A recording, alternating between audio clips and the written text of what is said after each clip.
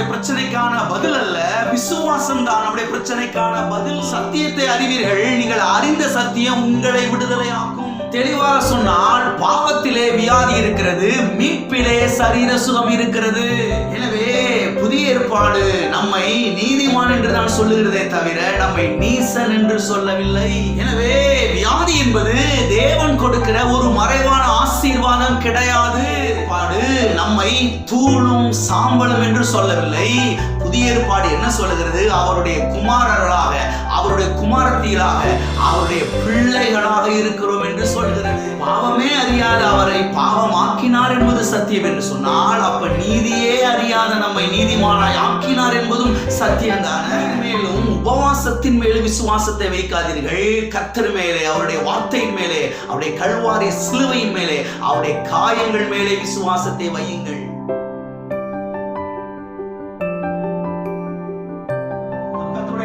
வார்த்தைக்கு சொல்லுவோம், திருப்பிக் கொள்வோம். யோவான் எழுதின சுவிசேஷம் 3ஆம் அதிகாரம் 16வது வசனம். தேவன் தம்முடைய ஒரே பேரான குமாரனை விசுவாசிக்கிறவன் எவனோ அவன் கெட்டு போகாமல் நித்திய ஜீவனை அடையும்படிக்கு அவரை தந்தருளி இவ்வளவாய் உலகத்தில் அன்பு கூர்ந்தார். இங்கே நான் பார்க்கிறோம், அவரை தந்தருளி இவ்வளவாய் உலகத்தில் அன்பு கூர்ந்தார் என்று. யாரை தந்தருளி இவ்வளவாய் உலகத்தில் அன்பு கூர்ந்தார்? இயேசுவை தந்தருளி, குமாரனாகிய இயேசு கிறிஸ்துவை தந்தருளி இவ்வளவாய் உலகத்தில் அன்பு கூர்ந்தார். இயேசுவை எங்கே தந்தருளினார்? அருமையானவர்களை கவனிக்க வேண்டும். இந்த பூமியிலே பிறப்பதற்கு மாத்திரம் அவர் தந்தருளவில்லை. கல்வாரி சிலுவையிலே கடைசி சொட்டு ரத்தத்தையும் சிந்துவதற்காக அவர் குமாரனை தந்தருளினார். நீசக்கோலமாய் தொங்குவதற்காக, அடிக்கப்படுவதற்காக, நொறுக்கப்படுவதற்காக, கடைசி சொட்டு ரத்தத்தை சிந்துவதற்காக, நம்முடைய பாவத்தை எல்லாம் சுமந்து தீர்ப்பதற்காக, நமக்காக அடிக்கப்படுவதற்காக, நொறுக்கப்படுவதற்காக, நம்முடைய வியாதிகளை எல்லாம் ஏற்றுக்கொள்வதற்காக, நம்முடைய பலவீனத்தை எல்லாம் சுமப்பதற்காக, நம்முடைய சாபத்தை எல்லாம் சுமந்து தீர்ப்பதற்காக அவர் கல்வாரி சிலுவையிலே குமாரனாகிய இயேசு கிறிஸ்துவை தந்தருளினார். ஆகவேதான் பாருங்க, ஒரு தனிப்பட்ட மனுஷன், ஒரு தனிப்பட்ட மனுஷி இயேசு கிறிஸ்துவை ஆண்டவராக ஏற்றுக்கொள்ள வேண்டும். ஏற்றுக்கொள்ளும் பொழுது பாருங்க, ஆண்டவராக இயேசு கிறிஸ்து பாவத்தை மன்னிக்கிறார், சாபத்திலிருந்து விடுதலையாக்குகிறார், வியாதியை சுகமாக்குகிறார், தரித்திரத்திலிருந்து விடுதலையாக்குகிறார், கடன் பிரச்சனையிலிருந்து விடுதலையாக்குகிறார், இருதயத்திலே சமாதானத்தை தருகிறார், குடும்பத்திலே சமாதானத்தை தருகிறார், நல்ல எதிர்காலத்தை அமைத்து தருகிறார். ஆகவேதான் ஆண்டவராய் இயேசு கிறிஸ்துவை ஏற்றுக்கொள்ளாதவர்கள் ஆண்டவராய் இயேசு கிறிஸ்துவை ஏற்றுக்கொள்ள வேண்டும். எனவே ஆண்டவராய் இயேசு கிறிஸ்துவை ஏற்றுக்கொள்ளாதவர்கள் இந்த கால வேளையிலே இருப்பு என்று சொன்னால், ஆண்டவராய் இயேசு கிறிஸ்துவை உடைய சொந்த இரட்சகராக, உடைய ஆண்டவராக, உடைய தேவனாக உடைய உள்ளத்திலே இல்லத்திலே ஏற்றுக்கொள்ளுங்கள். இந்த ஆண்டவராய் இயேசு கிறிஸ்து மெய்யான சமாதானத்தை உங்களுக்கு தந்தருளுவார். ஆமென். வாசிப்போம். ஏசாயா தீர்க்கதரிசன புத்தகம் 45வது அதிகாரம் 3வது வசனம். உன்னை பெயர் சொல்லி அழைக்கிற இஸ்ரவேலின் தேவனாகிய கர்த்தர் நானே என்று நீ அறியும்படிக்கு. இங்கே நாம் பார்க்கிறோம், உன்னை பெயர் சொல்லி அழைக்கிற இஸ்ரவேலின் தேவனாகிய கர்த்தர் நானே என்று நீ அறியும்படிக்கு. கடந்த பல வாரங்களாக நாம் எதற்காக அழைக்கப்பட்டிருக்கிறோம் என்கிற இந்த சத்தியத்தை நாம் ஞாயிற்றுக்கிழமை காலை ஆராதனைகளிலே தியானித்துக் கொண்டு வருகிறோம். இதிலே முன்னுரையாக சில காரியங்களை நாம் பார்த்தோம். பிறகு நாம் எதற்காக அழைக்கப்பட்டிருக்கிறோம் என்பதற்கான பொதுவான சில காரியங்களை நாம் பார்க்க ஆரம்பித்தோம். இதிலே பாருங்க 14 காரியங்களை நாம் பார்த்திருக்கிறோம்.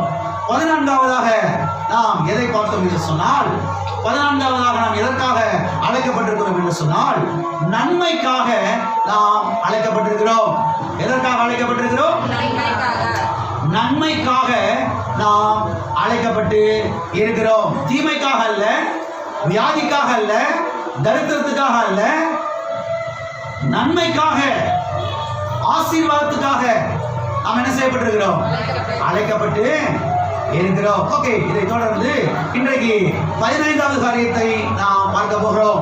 15வதாக நாம் எதற்காக அழைக்கப்பட்டிருக்கிறோம் என்று சொன்னால், நற்கிரியைகளை செய்வதற்காக நாம் அழைக்கப்பட்டிருக்கிறோம். எதற்காக அழைக்கப்பட்டிருக்கிறோம்? நற்கிரியைகளை செய்வதற்காக, பிறருக்கு நன்மைகளை செய்வதற்காக, நன்மைகளை செய்வதற்காக நாம் என்ன செய்யப்பட்டிருக்கிறோம்? அழைக்கப்பட்டு இருக்கிறோம். வாசிப்போம். எபேசியருக்கு எழுதின நிருபம் 2ஆம் அதிகாரம் 10வது வசனம். ஏனெனில் நற்கிரியைகளை செய்கிறதற்கு நாம் கிறிஸ்து இயேசுவுக்குள் சிருஷ்டிக்கப்பட்டு தேவனுடைய செய்கையாய் இருக்கிறோம். அவைகளில் நாம் நடக்கும்படி அவர் முன்னதாக அவைகளை ஆயத்தம் பண்ணியிருக்கிறார். இங்கே நாம் பார்க்கிறோம், நற்கிரியைகளை செய்வதற்கு நாம் கிறிஸ்து இயேசுவுக்குள் சிருஷ்டிக்கப்பட்டு தேவனுடைய செய்கையாய் இருக்கிறோம். யாருடைய செய்கையாய் இருக்கிறோம்? தேவனுடைய செய்கையாய் இருக்கிறோம். நாம் யாருக்குள் சிருஷ்டிக்கப்பட்டிருக்கிறோம்? இங்கே சொல்லப்பட்டிருக்கிறது, கிறிஸ்து இயேசுவுக்குள் நாம் சிருஷ்டிக்கப்பட்டு இருக்கிறோம். சரி, எதற்காக நாம் கிறிஸ்து இயேசுவுக்குள் சிருஷ்டிக்கப்பட்டிருக்கிறோம்? இங்கே சொல்லப்பட்டிருக்கிறது, நற்கிரியைகளை செய்வதற்காக. எதற்காக? நற்கிரியைகளை செய்வதற்காக நாம் கிறிஸ்து இயேசுவுக்குள் சிருஷ்டிக்கப்பட்டு தேவனுடைய செய்கையாய் இருக்கிறோம். அப்ப கர்த்தர் நம்மை எதற்காக சிருஷ்டித்திருக்கிறார்? கர்த்தர் நம்மை எதற்காக அழைத்திருக்கிறார்? நற்கிரியைகளை செய்வதற்காக, நன்மைகளை செய்வதற்காக கர்த்தர் நம்மை சிருஷ்டித்திருக்கிறார். கர்த்தர் நம்மை அழைத்திருக்கிறார். ஆமென். பக்கத்துல சொல்லுங்க. நற்கிரியைகளை செய்வதற்காக தேவன் உங்களை சிருஷ்டித்திருக்கிறார். நற்கிரியைகளை செய்வதற்காக தேவன் உங்களை அழைத்திருக்கிறார். எதுக்காக அழைத்திருக்கிறார்? எல்லாத்தையும் பதுக்கி வைக்கிறதுக்காக இல்ல. எல்லாத்தையும் சில ஆட்கள் பாருங்க, யாருக்கு ஒன்றை நகட்டவே மாட்டாங்க. கஞ்ச பிசுனாரி. என்ன பிசுனாரி? கஞ்ச பிசுனாரி. போட்டு பிதிக்கி பிதிக்கி நசுக்கி எதையும் சரி கிடையாது, கொடுக்கிறதே கிடையாது. எல்லாம் இருக்கிறீங்களா? சத்தியத்தை நான் பார்க்கிறோம். வாரி இறைத்து விருத்தி அடைவார் உண்டு, அதிகமாய் பிசிறித்தனம் பண்ணியும் வறுமை அடைவார் உண்டு. பிசிறித்தனம் பண்ண பண்ண பண்ண பண்ண அங்க வறுமை தான் வருது. எல்லாம் இருக்கிறீங்களா? ஆனா வாரி இறைக்கும் போது இன்னும் வருது. மனுஷன் என்ன நினைக்கிறான்? வாரி அரைச்சிட்டா நம்ம ரோட்டில் நின்றுவோம்ல, வாரி அரைச்சிட்டோம்னா நம்ம என்ன பண்றது, நாளைக்கு என்ன பண்றது, நம்ம பிள்ளைகளுக்கு என்ன பண்றது, எதிர்காலத்துக்கு என்ன பண்றது அப்படின்னு சொல்லி மனுஷன் யோசிக்கிறான். ஆனா கர்த்தர் சொல்றாரு, நீ வாரி இறைத்தேனா என்ன செய்யும்? உனக்கு வந்துகிட்டே இருக்கும். நம்ம ஊர்ல பழமொழி சொல்லுவாங்க பாருங்க, கிட்டத்தட்ட பாதி பழமொழிகள் எல்லாம் பைபிள் இருந்து எடுக்கப்பட்டிருக்குது. இறக்கிற கிணறு தான் சுரக்கும், அப்படித்தானே? இறக்காத கிணறு வீசி போயிடும், நாரி போயிடும். அந்த கிணறுனால அந்த கிணறுக்கும் லாபம் கிடையாது, மற்றவங்களுக்கும் லாபம் கிடையாது. ஆகவே வாரி இறைத்து விருத்தி அடைவார் உண்டு, அதிகமாய் பிசிறித்தனம் பண்ணியும் வறுமை அடைவார் உண்டு. ஆகவே கர்த்தர் சொல்றாரு, பிள்ளைகளை பார்த்து, நீ பிசிறித்தனமா இருக்காத, பிசிறித்தனம் பண்ற ஆளன்னு செய்யாத, இருக்காத, கொடுக்கிற ஆளா மாறு, விதைக்கிற ஆளா மாறு, நற்கிரியைகளை செய்கிற ஆளா மாறு, தேடி போய் நன்மை செய்கிற ஆளா என்ன செய்ய மாறு, தேடி போய் நன்மை செய்கிற ஆளா மாறு. சத்தியவேதம் போதிக்கிறது பாருங்க தெளிவாய். வாரி இறைத்தும் விருத்தி அடைவார் உண்டு, அதிகமாய் பிசிறித்தனம் பண்ணியும் வறுமை அடைவார் உண்டு. நீங்க எந்த கூடத்தில் இருக்க போறீங்க? ஆயிரம் சத்தம் வர மாட்டேங்குது, வாய் வர மாட்டேங்குது, அது மட்டும் வர மாட்டேங்குது பாருங்க. எந்த கூட்டத்தில் நீங்க இருக்கிறீங்க செக் பண்ணி பாருங்க, எந்த கூட்டத்தில் இருக்க போறீங்க. நான் சொல்றேன், வாரி இறைக்கிற கூட்டத்தில் நீ இருந்தீங்கன்னா இன்னைக்கு இருக்கிறத விட 1000 மடங்கு பெரிய. இன்னைக்கு இருக்கிறத இருக்கிறத விட 1000 மடங்கு நீங்க பெருகிட்டீங்க. நீங்க இருக்கிறதெல்லாம் பிடிச்சி சுருட்டி, நான் யாருக்கும் கொடுக்க மாட்டேன், நகட்ட மாட்டேன், எந்த ஏழைகளுக்கு உதவி செய்ய மாட்டேன் அப்படின்னு சொல்லி நீங்க பிடிச்சி இழுத்துக்கிட்டு இருந்தீங்கன்னா நீங்க இருக்கிற இடத்த விட்டு என்ன செய்ய மாட்டீங்க, தாண்ட மாட்டீங்க. தாண்டது கொஞ்சம் சிரமமா இருக்கும். எல்லாம் இருக்கிறீங்களா?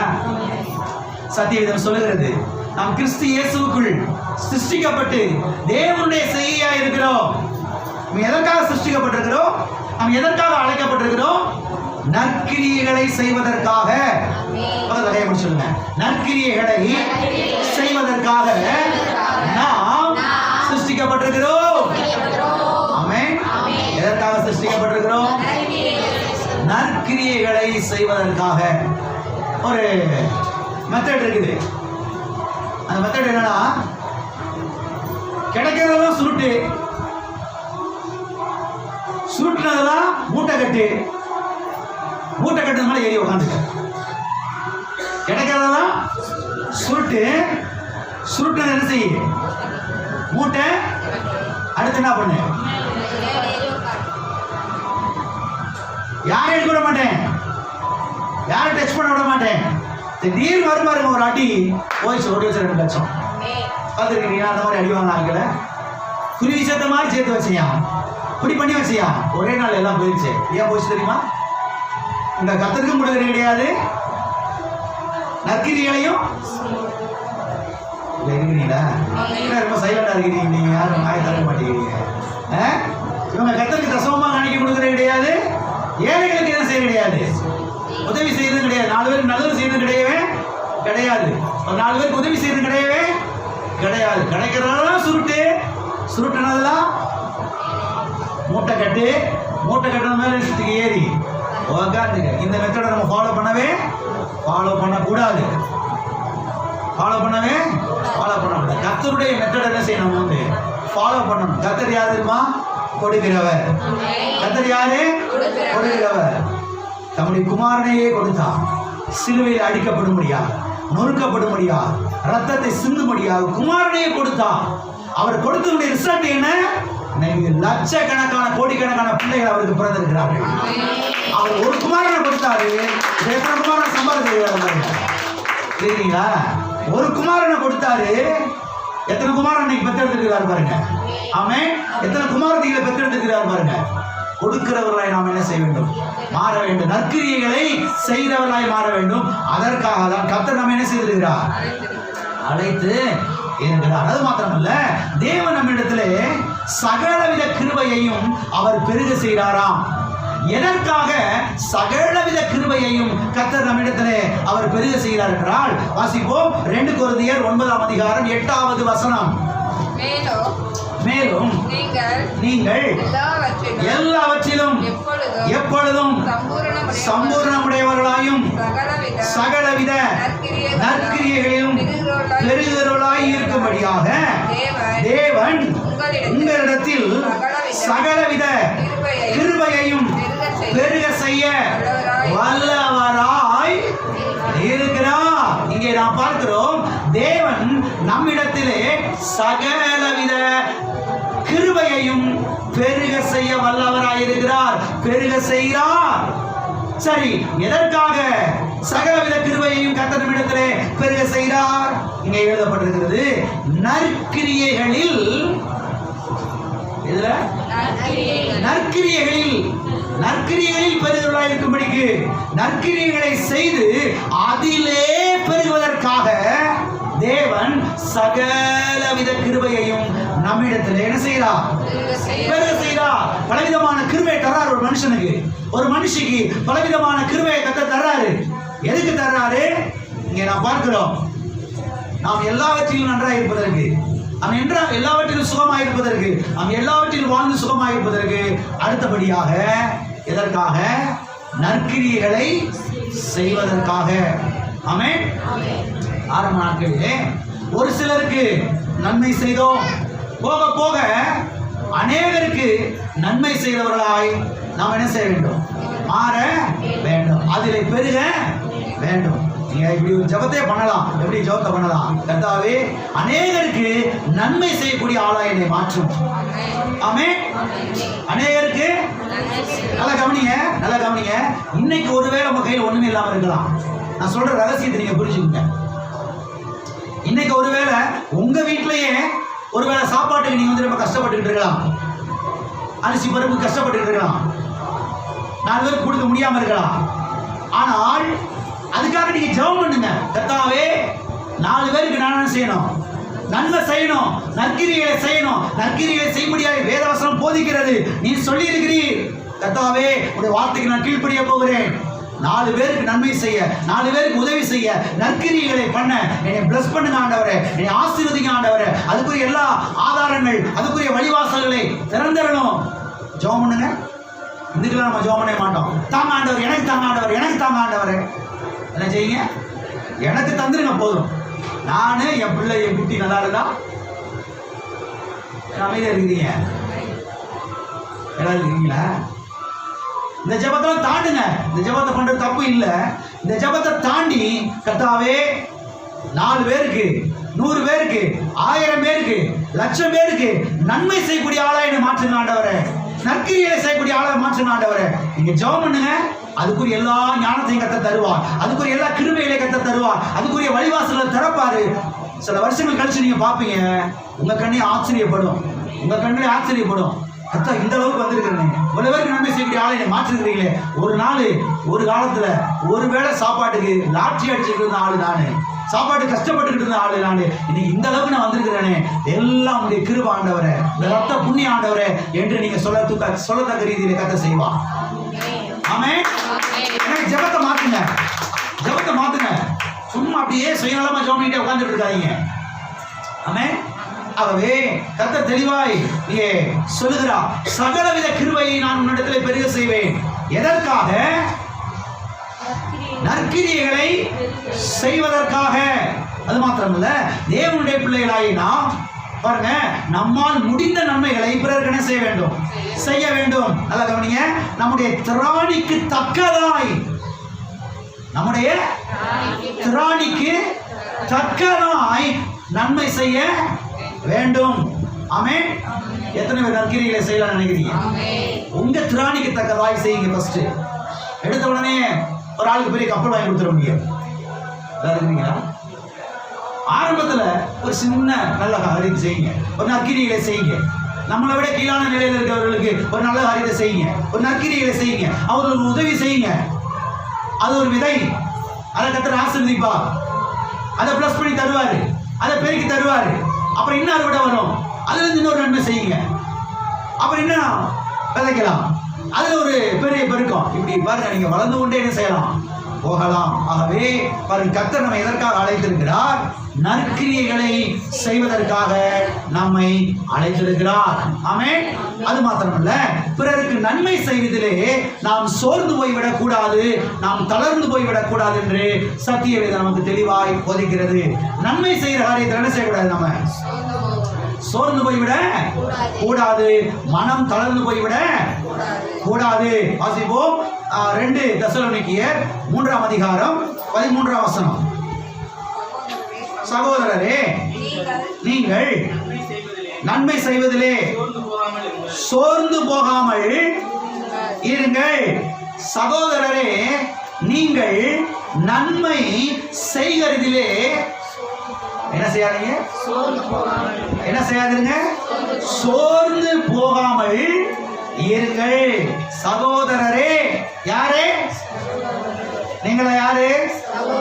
சகோதரரே, சகோதரிகளே, ரட்சிக்கப்பட்டவர்களே, ஞானஸ்தானம் பெற்றவர்களே, பரிசுத்த ஆவியானவரின் அபிஷேகத்தை பெற்றவர்களே, பெந்தேகோஸ்தே ஜனங்களே, கவனியுங்கள். நன்மை செய்வதிலே சோர்ந்து போகாமல் இருங்கள். எதிலே சோர்ந்து போகாமல் இருங்கள்? நன்மை செய்வதிலே, நற்கிரியைகளை செய்வதிலே, உதவிகள் செய்வதிலே சோர்ந்து போகாமல் இருங்கள். அப்ப நற்கிரியைகளை செய்து கொண்டே நாம் இருக்க வேண்டும் என்று கர்த்தர் நம்மிடத்தில் என்ன செய்கிறார்? எதிர்பார்க்கிறார். என்ன செய்கிறார்? எதிர்பார்க்கிறார். அதை நிறைய சொல்லுங்க. நற்கிரியைகளை செய்கிறீர்களே, சோர்ந்து போகாமல் இருங்கள். ஆமென். அது சோர்ந்து போயிடக்கூடாது. அதுல என்ன செய்யக்கூடாது? களைச்சு போயிட கூடாது, தளர்ந்து போய்விட கூடாது. அது மாத்திரமல்ல, நற்கிரியைகளை செய்வதற்கு பாருங்க, சப பிள்ளைகளுக்கு திட்டமாய் போதிக்க வேண்டும் என்று சத்திய வேதம் போதிக்கிறது. ஏன் பாஸ்டர் இதெல்லாம் சொல்லிட்டு இருக்கிறீங்க அப்படின்னா, நற்கிரியைகளை செய்வதற்கு சப பிள்ளைகளுக்கு திட்டமாய் போதிக்க வேண்டுமா? எதை போதிக்க வேண்டுமா? நற்கிரியை செய்வதற்கு பாருங்க, பிள்ளைகளுக்கு என்ன செய்ய வேண்டுமா? போதிக்க வேண்டுமா? வாசிப்போம் தீர்த்துவின் புஸ்தகம், தீர்த்துவின் புஸ்தகம் 3ஆம் அதிகாரம் 8வது வசனம். இந்த வார்த்தை உண்மை உள்ளது, தேவனிடத்தில் விசுவாசமானவர்கள் நற்கிரியைகளை செய்ய ஜாக்கிரதையா இருக்கும்படி நீ இவைகளை குறித்து திட்டமாய் போதிக்க வேண்டும் என்று விரும்புகிறேன். இவைகளே நன்மையும் மனுஷருக்கு பிரயோஜனமுமானவைகள். இங்கே அப்போஸ்தலனாகிய பவுல் தீத்து என்கிற ஊழியக்காரனுக்கு என்ன சொல்லுகிறார் என்றால், நீ இவைகளை குறித்து திட்டமாய் போதிக்க வேண்டும் என்று சொல்லுகிறார். எவைகளை குறித்து திட்டமாய் போதிக்க வேண்டும் என்று சொல்லுகிறார்? நற்கிரியைகளை செய்வதற்கு திட்டமாய் போதிக்க வேண்டும் என்று சொல்லுகிறார். எனவே தேவனிடத்தில் விசுவாசமாய் இருக்கிற நீங்கள் நற்கிரியைகளை செய்வதற்கு ஜாக்கிரதையாய் இருக்க. எத்தனை ஜாக்கிரதையா இருக்க போறீங்க? நற்கிரியைகளை செய்வதற்கு இந்த கிறிஸ்துமஸ் காலங்கள் மாத்திரம் கிடையாது. கிறிஸ்துமஸ் காலங்கள், இந்த புது வருட காலங்கள், பண்டிகை காலங்களில் மாத்திரம் கிடையாது. எல்லா நாட்களிலுமே என்ன செய்யணும்? நாம நற்கிரியைகளை செய்ய பழக வேண்டும். இங்க சொல்றாரு, சப பிள்ளைகளுக்கு திட்டமாய் நீ போதிக்கணும்பா. எதை போதிக்கணும்? நற்கிரியைகளை செய்வதை, இவைகளை நீ என்ன செய்ய வேண்டும்? திட்டமாய் அவர்களுக்கு என்ன செய்ய வேண்டும்? போதிக்க வேண்டும் என்று சொல்லுகிறார். ஆகவே தேவனுடைய பிள்ளைகள் பாருங்க, நமக்கு வரக்கூடிய பணங்கள், பொருளாதாரங்கள், நமக்கு வரக்கூடிய ஆசீர்வாதங்கள் எல்லாவற்றிலையும் பாருங்க ஒரு சிறிய பங்கை எடுத்து என்ன செய்யணும்? மற்றவங்களுக்கு என்ன செய்யணும்? நன்மை செய்ய வேண்டும், உதவி செய்ய வேண்டும், அவர்களுக்கு கொடுத்து அவர்கள் என்ன செய்ய வேண்டும்? தாங்க வேண்டும், அவர்களை தூக்கிவிட. நல்லா கவனிங்க, நாம கடவுள் கிடையாது அவங்களை தூக்கி விடுறதுக்கு. கர்த்தர் தான் அவங்களை தூக்கணும். ஆனா கர்த்தர் சொன்ன வார்த்தையின் பிரகாரம் நாம் அவர்களுக்கு என்ன செய்யணும்? ஒரு உதவியை செய்ய வேண்டும், கீழ்ப்படிந்து நடக்க. ஒரு முறை பாருங்க, ஒரு குறிப்பிட்ட தேசம், நல்லா கவனிச்சுட்டு வாங்க, உங்களுக்கு புரியுது. ஒரு குறிப்பிட்ட தேசம், அது குறித்து ஒரு பேட்டி கொடுத்துருந்தார். ஒரு குறிப்பிட்ட தேசம் ஒரு குறிப்பிட்ட வருஷத்துல பாருங்க, கிட்டத்தட்ட 30,000 டன் அல்லது 35,000 டன் கோதுமையை கொண்டு போய் கடல்ல கொட்டினாங்க.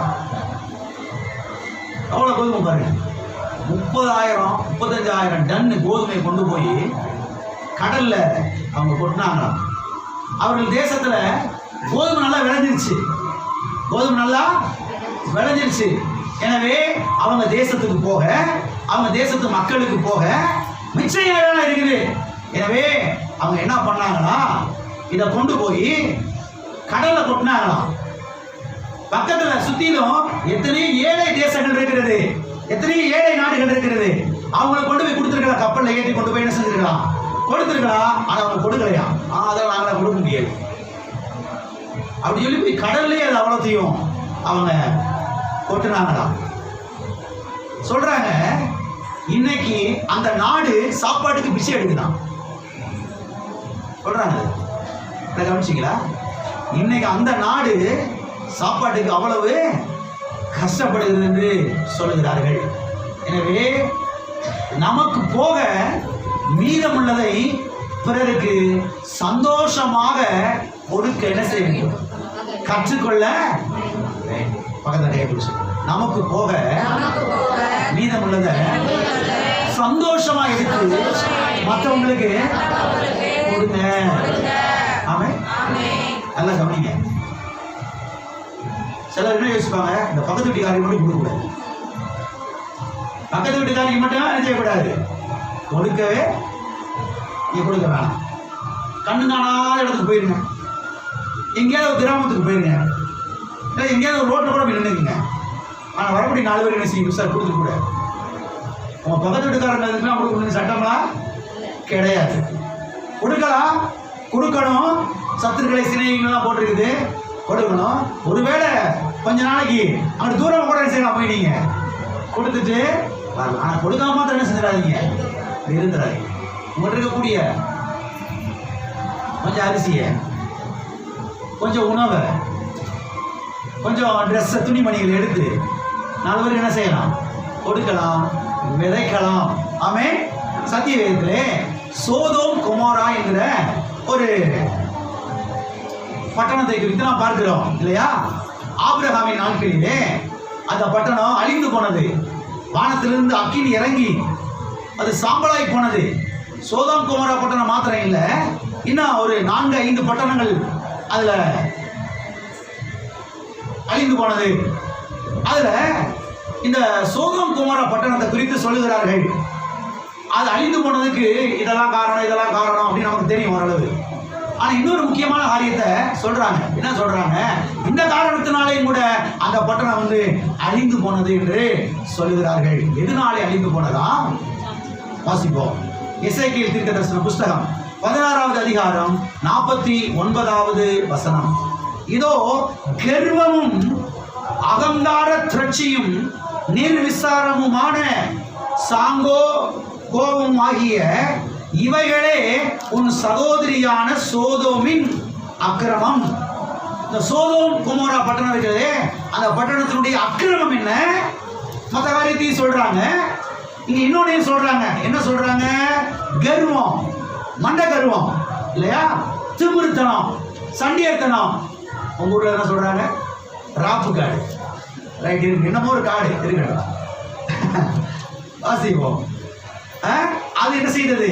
இருந்தது என்று சொல்லுகிறார்கள். இங்கே சொல்லப்பட்டிருக்கிறது, இவைகளே அவனிடத்திலும் அவன் குமாரத்தியிடத்திலும் இருந்தன. இதை கடைசி வசந்த கடைசி பகுதியை வாசிக்கிறேன், கவனிங்க நல்லா. சிறுமையும் எளிமையுமானவனுடைய கையை அவள் பலப்படுத்தவில்லை. எதை பலப்படுத்தவில்லை? யாருடைய கையை பலப்படுத்தவில்லை? சிறுமையும் எளிமையுமானவர்களுடைய கையை. நல்லா கவனிங்க. இந்த சோதோம் கொமோரா பட்டணம் பார்த்தீங்களா? அந்த காலத்தில் ஆபிரகாமின் நாட்கள்ல உப்பு வியாபாரத்துல நீங்க தூத்துக்குடி மாதிரி, அந்த காலத்துல 4000 வருஷத்துக்கு முன்னதாக உப்பு வியாபாரத்துல ரொம்ப பிரபலியமா இருந்துச்சான். உலகத்துக்கு உப்பு இங்க இருந்தா சப்ளை பண்ணாங்க. அதனால உலகத்தில் இருக்கிற எல்லா செல்வங்கள், பணம், பொருளாதாரம் எல்லாம் இங்க இருந்துச்சா நிறையா. எல்லாம் இருக்கிறீங்களா? எல்லாம் இருக்கிறீங்களா? போயிட்டீங்க. அந்த லோத்துடைய மனைவி உப்பு தூணாய் ஆனால் பார்த்துருப்பீங்க இல்லையா? இதெல்லாம் அங்கதான் இருக்குது. அப்ப எல்லா செல்வங்கள் இருக்குது, எவ்வளவு வசதிகள் எல்லாம் அங்க இருக்குது. ஆனா பக்கத்துல இருக்கிற நாட்டுக்கு, பக்கத்துல இருக்கிற கிராமத்துக்கு, பக்கத்துல இருக்கிற ஊர்களுக்கு இவங்க எதை கொடுக்கிறது கிடையாது. இங்க சொல்லப்பட்டிருக்கிறது, சிறுமையும் எளிமையுமானவருடைய கையை அவர் என்ன செய்யவில்லை, பலப்படுத்தவில்லை.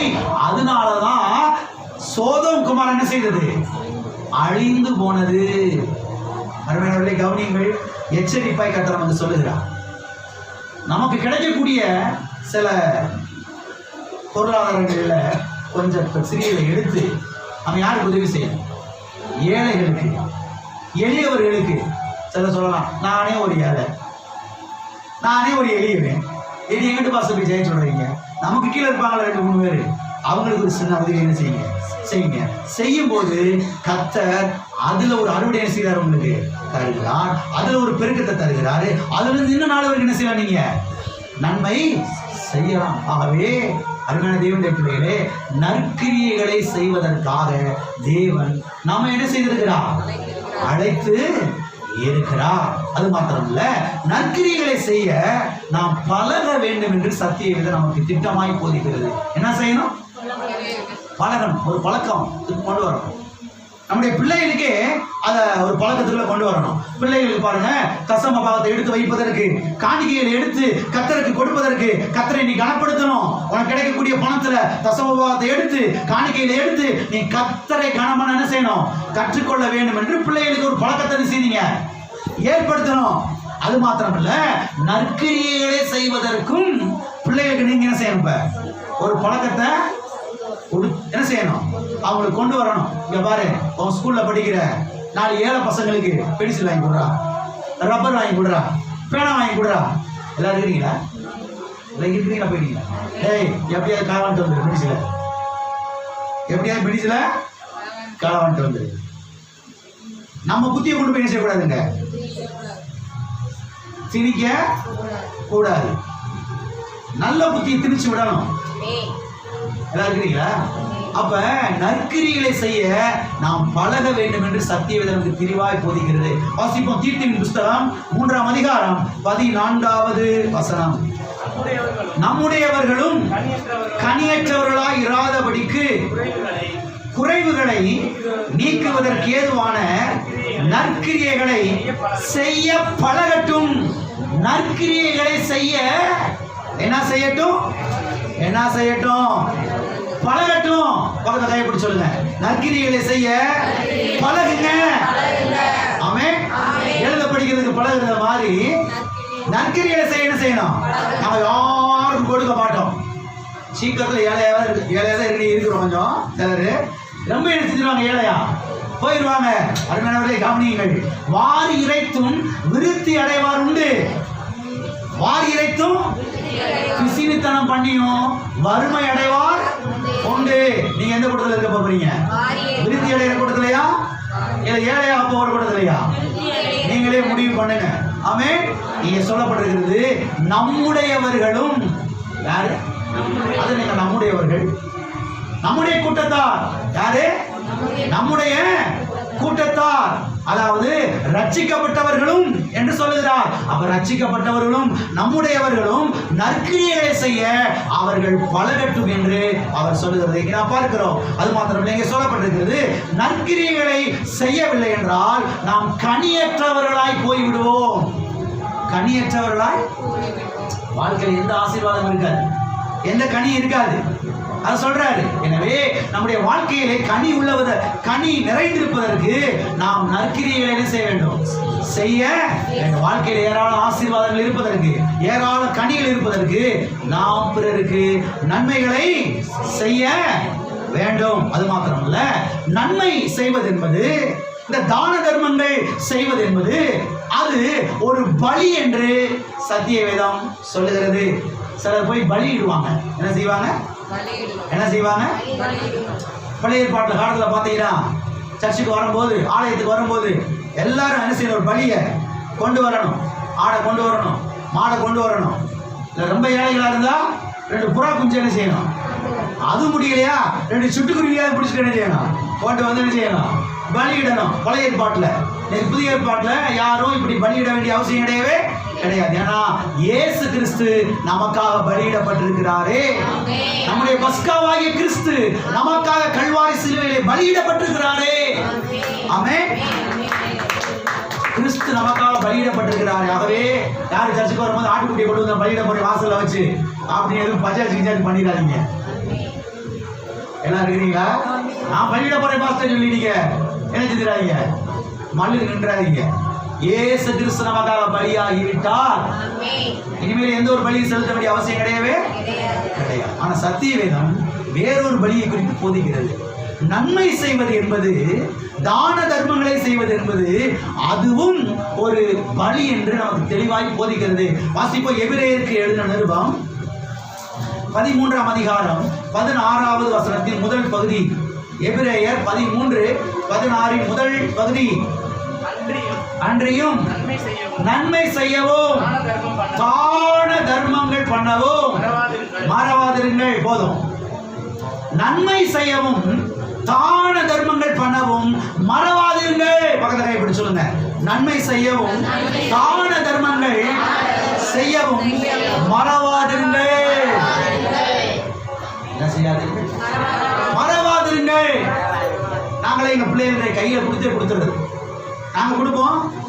எங்க கூட எங்க பிள்ளைங்க இருந்தாங்கன்னா எங்க பிள்ளைங்க கையில கொடுத்து நீ போய் கொடுத்துருவாடா, நீ போய் அந்த பாட்டிக்கு கொடுத்துருவாடா, அந்த தாத்தா கொடுத்துருவாடா அப்படின்னு சின்ன வயசுலேயே அந்த பழக்கத்தை நம்ம கொண்டு வந்துட்டோம். 1 வயசா இருக்கும் போதே 3/4 வயசு இருக்கும் போதே கொடுத்து பழக வச்சிட்டோம். அப்போ கொடு நீ வித அப்படின்னு சொல்லி கொடுக்க வச்சிட்டோம். இருக்கிறீங்களா? வீட்டில் கூர்க்கா வருவார். நம்ம ஊரில் கொடுக்கறது கிழிஞ்ச 10 ரூபா சில ஆள், அதுக்கு 1000 வையுது அவரை பிடிச்சி. நீ என்ன உசின் சவுண்டை கேட்க மாட்டேங்குது, கொரட்டை விட்டு தூங்கிருப்பா லூஸ் பையன், விசிலே கேட்க மாட்டேங்குது, நைட்டே வரல. ஏடா மாசத்துக்கு ஒரு முறை கிழிஞ்ச 10 ரூபாய் கொடுக்கறதுக்கு 1000 என்குறி. புத்தி சரியில்லை பாருங்க. அந்த மனுஷன் பாவம் வேற நாட்டுல இருந்து இங்க வந்து ஏதோ வந்திருக்கிறாரு. சரி போட்டு பாவம், அவன் மனைவி பிள்ளைக்கு சாப்பிட்டு போட்டோம். குடி இந்த ஒரு 50 ரூபாய் அப்படி 100 ரூபாய் குடி போ, நல்லா இருக்கு, வாங்கி சாப்பிட்டு போ. ஏதோ பண்டிகை நாட்கள்ல வீட்டுல ஸ்வீட் இருக்குதா, ஏதோ ஒரு கறி குழம்பு இருக்குதா, அந்த போய் சாப்பிட்டியா, போய் சந்தோஷமா சாப்பிட்டியா? ஆமே எல்லாம் இருக்கிறீங்களா? தேவையில்லாதெல்லாம் யோசித்து தேவையில்லாத மட்டைகளை போட்டு குழப்பிக்கிட்டு உருண்டுட்டு இருக்க கூடாது. தானம் தர்மம் செய்வதற்கு செய்யக்கூடாது, மறக்க கூடாது. கர்த்தர் நம்ம எதுக்காக அழைத்திருக்கிறார் சொல்லுங்க. நிறைய காரியத்தை போதிச்சாச்சு, அதெல்லாம் கேட்கும்போது ரொம்ப சந்தோஷமா இருக்குது. ஆனா இந்த மாதிரி காரியத்தை போதிக்கும்போது கொஞ்சம் இருதயத்தை பிடிச்சி டைப் பண்ண மாதிரி இருக்குது அப்படின்ற மாதிரி இருக்குது. தானம் தர்மம் செய்யும் மறவாது இருங்கள் என்று சத்தியம் நமக்கு தெளிவாய் போதிக்கிறது. அடுத்த பகுதி வாசிக்க.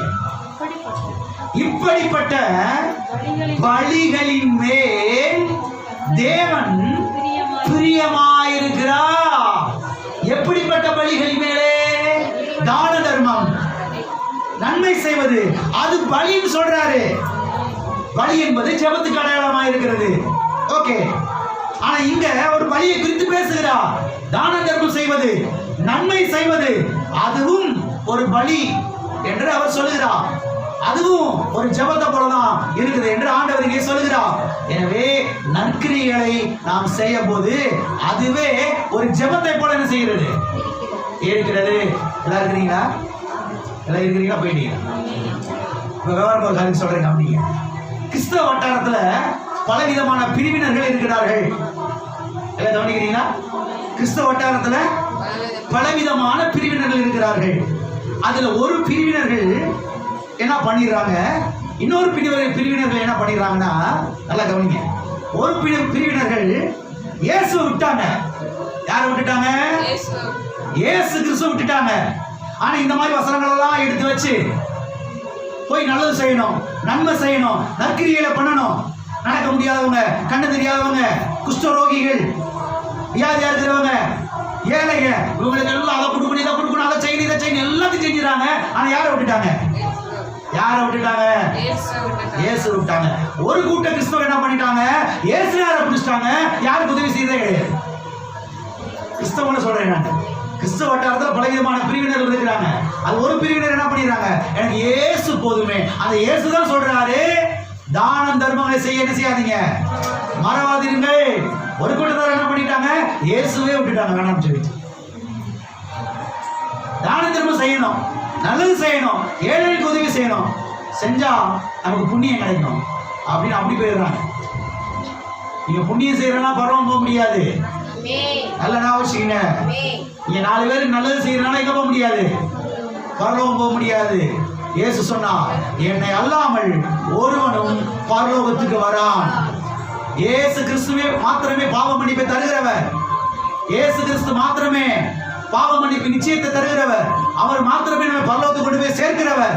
அவர் மாத்திரமே நம்ம பாதுகாக்கிறவர். அவர் மாத்திரமே நம்முடைய தலையை பாதுகாக்கிறவர், இருதயத்தை பாதுகாக்கிறவர், சரீரத்தை பாதுகாக்கிறவர். தான தர்மம் செய்யறதுனால நம்முடைய சரீரம் பாதுகாக்கப்பட போவது கிடையவே. இயேசு கிறிஸ்து நம்மை பாதுகாக்கிறார். இயேசு கிறிஸ்து சொல்லி இருக்கிறாரு, தான தர்மம் செய்ய செய்யாதீங்க, அவருடைய வார்த்தைக்கு கீழ்ப்படிந்து நான் செய்யறேன், அவ்வளவுதான். சொல்லுவாங்க, உங்க தாத்தா செஞ்ச புண்ணியம்டா, நீங்க நல்லா இருக்கீங்களா? இல்ல இல்ல இல்ல இல்ல, இயேசு கிறிஸ்து ரத்த புண்ணியம். ஆமென். ஒரு நாளும் உங்க தாத்தா உயர்த்திட்டு செய்யாதீங்க. உங்க தாத்தா செஞ்ச புண்ணியம்லாம் கிடையாது, உங்க பாட்டனார் செஞ்ச புண்ணியம்லாம் கிடையாது. இயேசு கிறிஸ்து ரத்த புண்ணியம். நல்லா ஸ்டோர் பண்ணி வைங்க மைண்ட்ல, இருதயத்துல. இயேசு கிறிஸ்து ரத்த புண்ணியத்தினால நீங்க நான் நல்லா இருக்கிறேன், நான் பாதுகாப்பா இருக்கிறேன், என் சந்ததியே பாதுகாக்கப்படும். ஆமென். அதே சமயத்துல இயேசு கிறிஸ்து சொன்ன காரியத்துக்கு நான் என்ன செய்ய போறேன்? கீழ்ப்படிய போறேன். அவர் சொல்லி இருக்கிறார், நன்மை செய்ய வேண்டும், நற்கிரியை செய்ய வேண்டும், உதவி செய்ய வேண்டும் என்று அவருடைய வார்த்தைக்கு நான் கீழ்ப்படுகிறதுனால கர்த்தர் என்ன செய்வார்? இனிமே நீங்க கொடுக்கிறவனாய் மாற்றுவார். ஆமென். அது மாத்திரமல்ல, நன்மை செய்ய தெரிந்தும் நற்கிரியைகளை செய்ய தெரிந்தும் அதை செய்யாமல் இருப்பது பாவம் என்று சத்திய வேதம் நமக்கு போதிக்கிறது. எத்தனை பேருக்கு நன்மை செய்ய தெரியுமா? உங்களுக்கு தெரியுமா? நீங்க நன்மை செய்யணுன்ற காரியம் உங்களுக்கு தெரியாது, தெரியலையா? இப்ப இதை நீங்க செய்யாம போனீங்கன்னா அதுதான் பாவமா? அதுதான் சீரட்டு குடிக்கிறது பாவம் அப்படின்னு நம்ம நினைக்கிறோம். வெத்தலை போடுறது, மூக்குப்பொடி போடுறது, அதெல்லாம் புரியுது. ஆனா நன்மை செய்ய தெரிந்தும் நன்மை செய்யாமல் இருப்பது அதுவும் என்னது? பாவம்.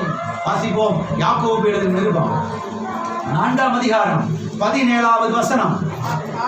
ஆதலால் ஒருவன் நன்மை செய்ய அறிந்தவனாயிருந்தும் அதை செய்யாமல் போனால் அது அவனுக்கு பாவமாயிருக்கும். அது அவனுக்கு பாவமாய் இருக்கும். அப்ப நீங்க நன்மை செய்யலைன்னா என்ன செய்யறீங்க? பாவம் செய்யறீங்க. என்ன செய்யறீங்க? பாவம் செய்யறீங்க. அங்கிருந்து வரீங்க, உங்கள்கிட்ட ஏதோ 10 முருங்கை கையில் வச்சிருக்கீங்க, கஷ்டப்படுறது உட்காந்துருக்கிறாங்க, உங்க சொந்தக்காரங்க, உங்களுக்கு தெரிஞ்சவங்க, இந்த அப்படி 2 முருங்கை குழம்பு வச்சுக்கல அப்படின்னு என்ன செய்யலாம்? உங்களுக்கெல்லாம் கொடுக்கக்கூடாது. உங்களுக்கெல்லாம் என்ன செய்யக்கூடாது? அவங்க 2 முருங்கை கொடுக்க மாட்டாங்க, அவங்களா பார்த்துட்டு இருக்காங்க. அப்படியே படம் பிடிச்சி காமிக்கிறேன். அவங்க நம்ம சித்தி, நம்ம அத்தை, அந்த முருங்கை கொடுத்தா நல்லா இருக்காங்க, நம்ம பிள்ளைங்களாம் சாப்பிடுவாங்களே அப்படின்னு அந்த முருங்கைக்காய் இப்படி பார்த்துட்டு இருக்கிறாங்க. இவங்க மடிக்கை ஒழிச்சு வச்சுக்கிட்டு என்ன செய்யுது? வரண்டி போயிட்டு வரேன். என்னது? எல்லாம் இருக்கிறீங்களா? நன்மை செய்ய தெரிந்திருந்தும் அதை செய்யாமல் போனால் இருக்கிறீங்களா? லட்சக்கணக்காக அள்ளி கொடுத்துன்னு சொல்லல. உங்கள்கிட்ட இருக்கிறதுல கொஞ்சத்தை எடுத்து, ஒரு சின்னதை எடுத்து, அதை என்ன செய்யலாம்? எடுத்து அதில் உதவி செய்யணும். அதில் உதவி செய்யும் போது இன்னொரு பெருக்க வருது, அதில் உதவி செய்வது இன்னும் பெருக்க வருது. கொஞ்ச நேரம் கழிச்சு பார்த்தீங்கன்னா நீங்க பெரிய லெவலில் இருப்பீங்க. இல்லை இருக்கீங்களா?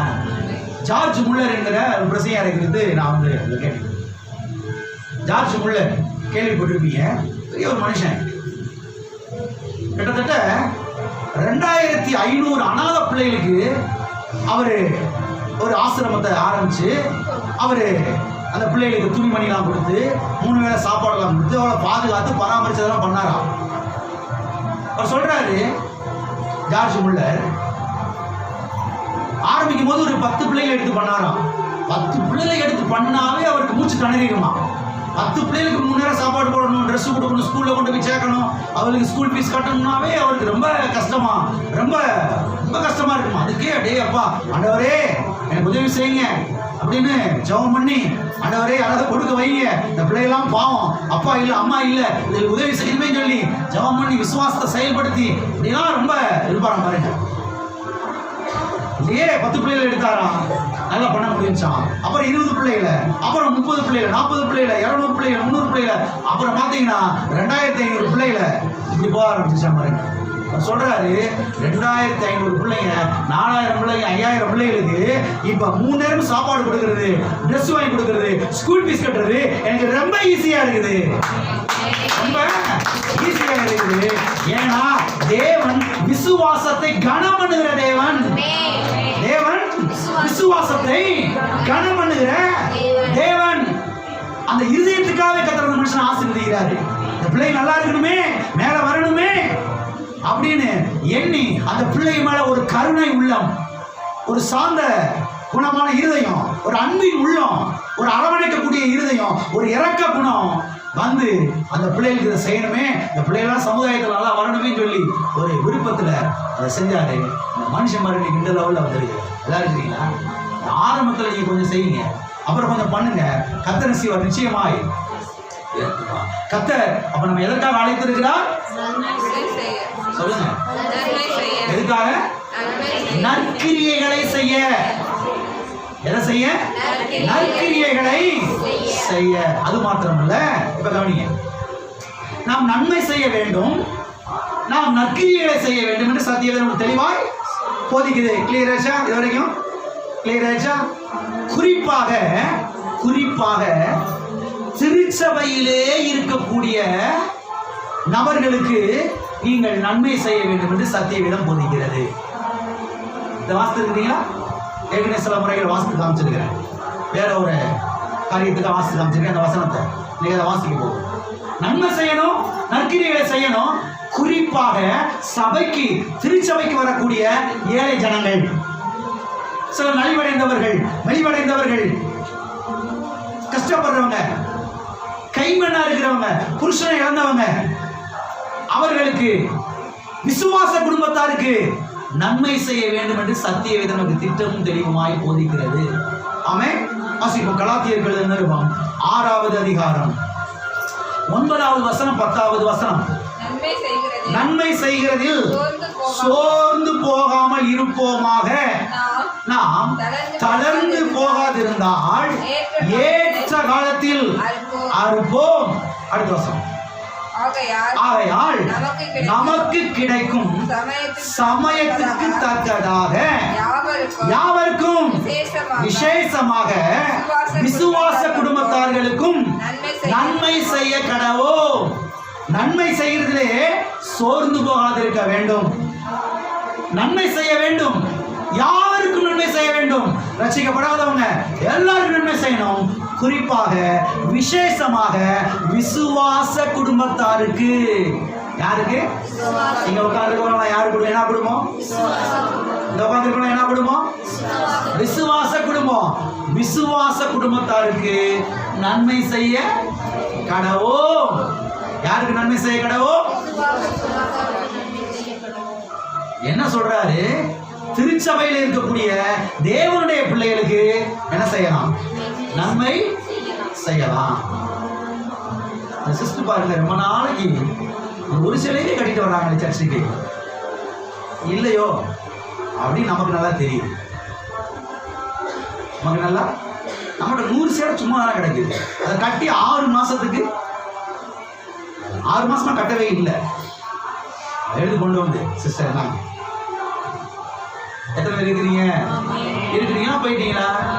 சரி, நமக்கு ஒரு 2 புது சேலை எடுத்து கொடுக்கறதுக்கே திராணி இருக்குது. மிஞ்சி போனால் ஒரு சேலை 250 ரூபா. 2 சேலை எப்படி என்ன செய்வாங்க? சிஸ்டர் தாங்க 6 வாரம் காட்டிடுவாங்க. அந்த பிள்ளை ஒரு கிளிஞ்ச சுடிதாரவே போட்டு வருது, ரொம்ப நாளாக போட்டு வருதே பாவம். சரி, வேணுமே போட்டு வருவாங்க, அது வேற. மித்தளத்துக்கெல்லாம் நல்லா போட்டு போவாங்க. எங்க கல்யாண காட்சிகளா பயங்கரமாக போவாங்க. ஆனால் இங்கே வரும்போது மாட்டோம், அடுத்தவங்களுடைய பரிதாபத்தை வாங்குறதுக்காக அப்படியே என்ன செய்வாங்க? வந்து மாறி எல்லாம் இருக்கீங்களா? போயிட்டீங்களா?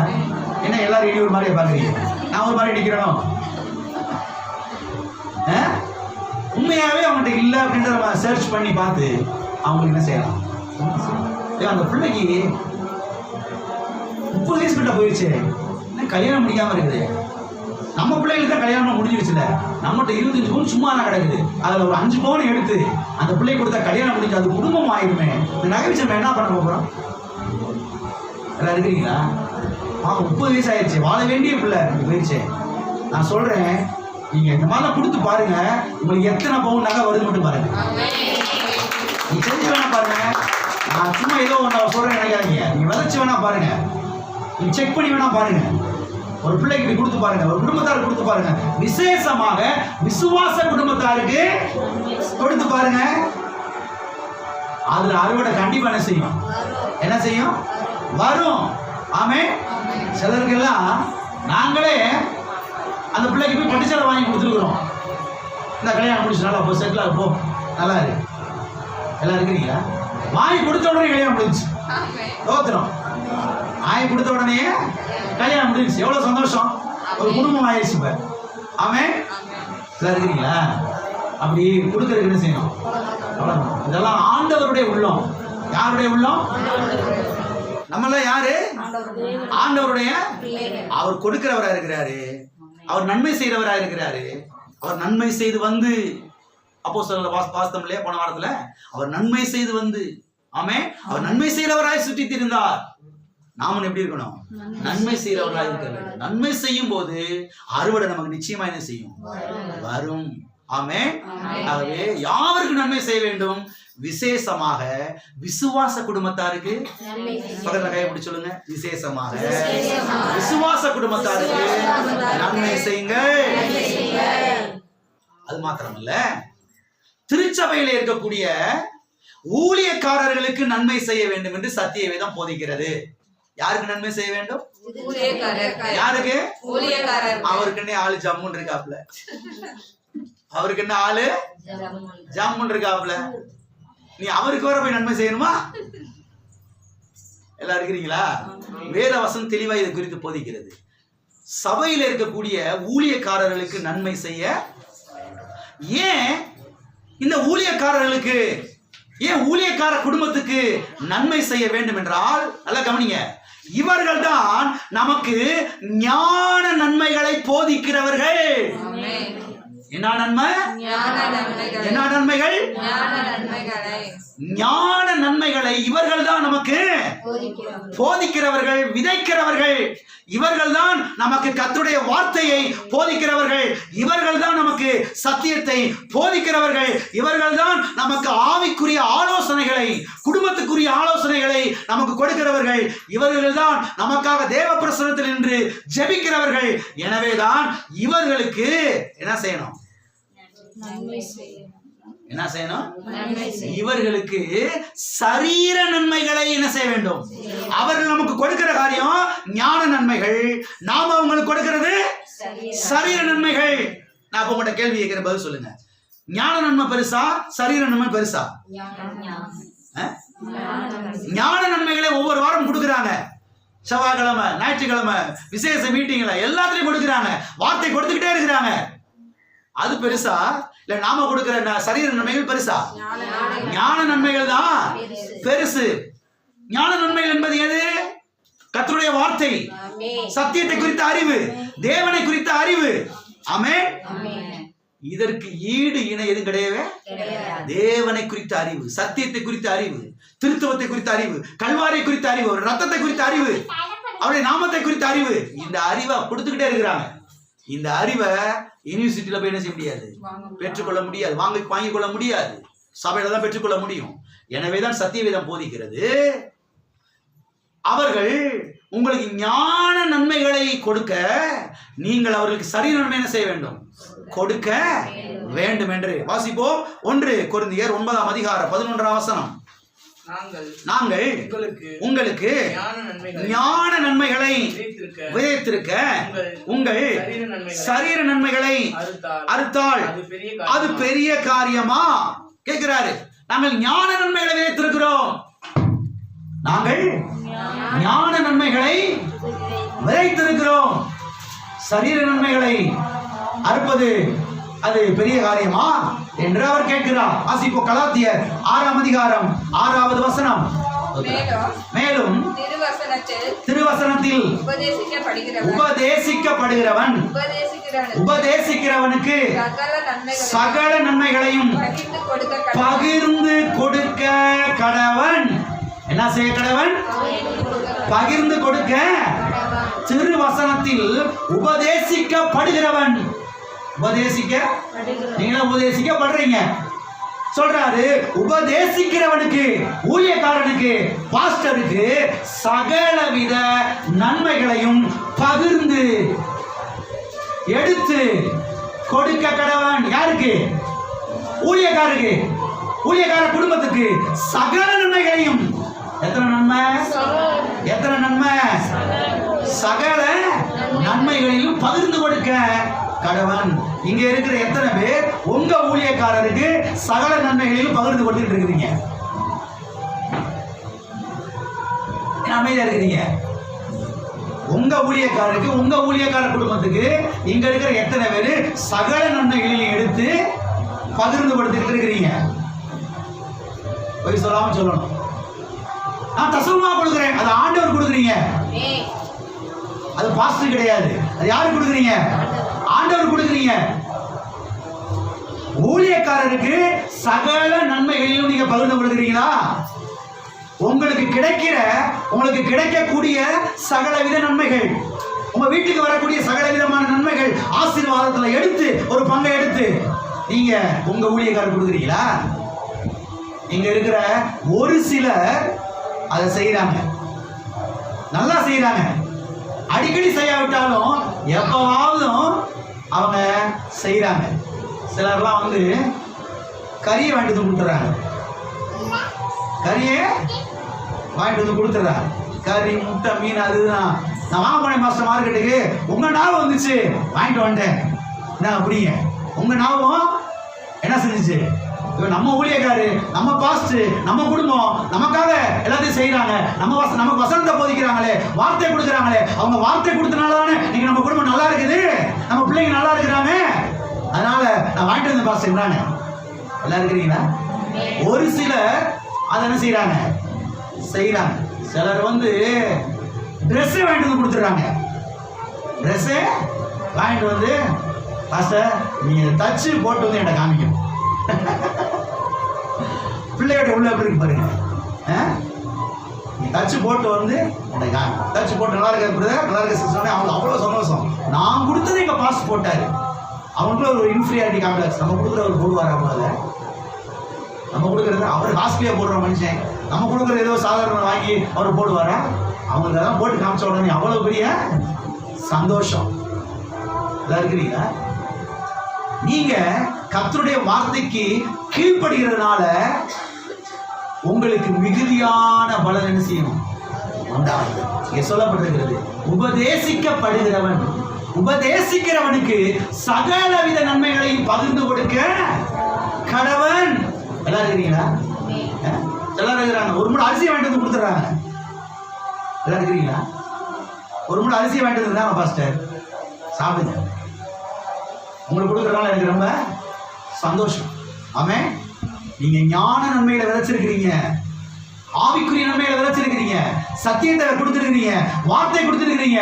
என்னைக்கோ நாங்க செத்து மரணம் போக வேண்டிய ஆளு, அன்னைக்கு வந்து ஜெபம் பண்ணீங்க, நீங்க நம்ம சுகமா இருக்கிறோம். அன்னைக்கு ஜெபம் பண்ணீங்க, எனக்கு வேலை கிடைச்சிச்சு, நீங்க நல்லா இருக்கிறோம், சமாதானமா இருக்கிறோம், கர்த்தர் எனக்கு நன்மை செஞ்சிருக்கிறாரு.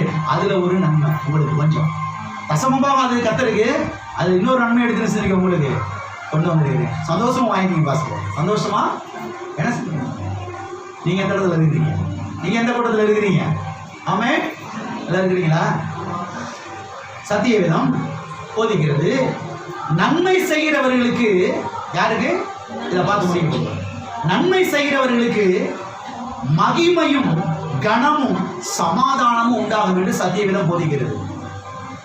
யாரெல்லாம் நன்மை செய்கிறாங்களோ, நற்கிரிகளை செய்கிறாங்களோ அவங்களுக்கு மகிமை உண்டாகுமா, அவர்களுக்கு சமாதானம் உண்டாகுமா, அவர்களுக்கு கனம், மதிப்பு, மரியாதை உண்டாகுமா? வாசிப்போம். ரோமர் 2ஆம் அதிகாரம் 10வது வசனம்.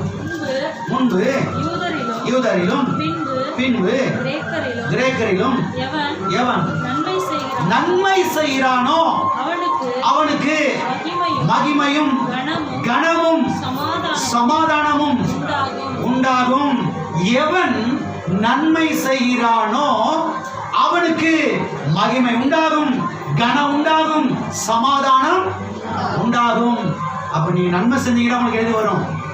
எது உண்டாகும்? எது உண்டாகும்? கனம் உண்டாகும், மகிமை உண்டாகும், சமாதானம். பக்கத்தில் கைப்பிடி சொல்லுங்க.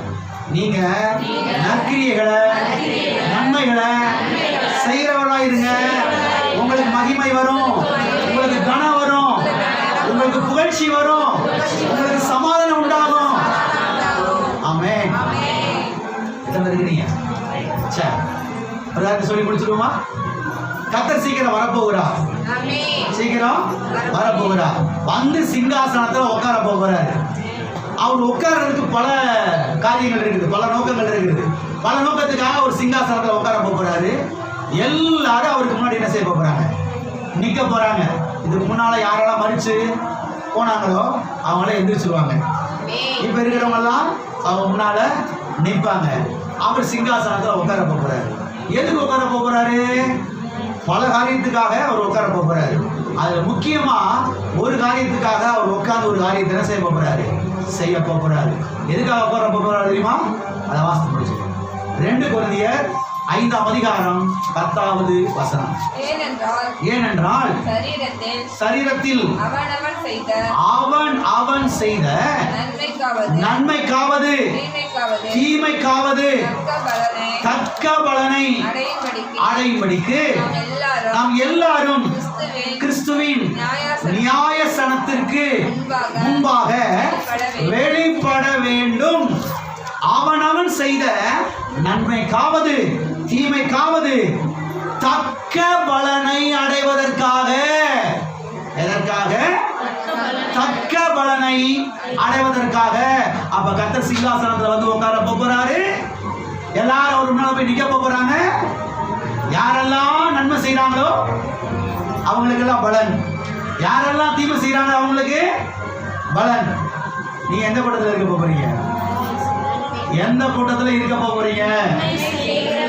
நான் ஆரம்பிக்கும் போது சொன்னேன், கிடைக்கிறதெல்லாம் சுருட்டு மூட்டை கட்டி மூட்டை மேல ஏறி உக்காந்துக்க. எவனுக்கு நகட்டாத, எவனுக்கும் திடீர்னு வரும் பூச்சி அடிச்சுட்டு போயிடும், திடீர்னு ஒரு வியாதி வரும் ஆஸ்பத்திரிக்கு போயிடும். 1 லட்சம் 2 லட்சம். நான் நிறைய பேரை பார்த்துருக்கிறேன். எல்லாம் இருக்கிறீங்களா? திடீர்னு வரும் எங்கிட்ட போயிடும். நீங்க தசம பாகத்தை காணிக்கைகளை கத்தர் கொடுத்து பழகணும், பூச்சி அறியாமல் இருக்கணும்னா.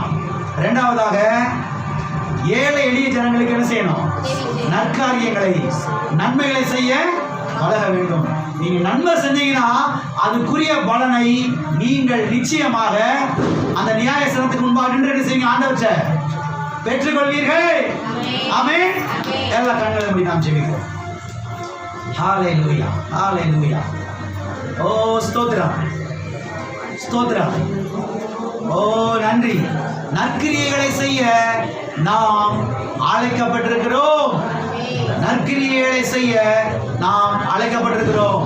நன்மைகளை செய்ய நாம் அழைக்கப்பட்டிருக்கிறோம்.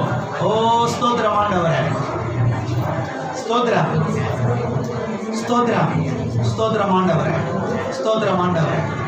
ஹalleluya, ஹalleluya, ஹalleluya. ஓ தேவனே ஸ்தோத்திரம்.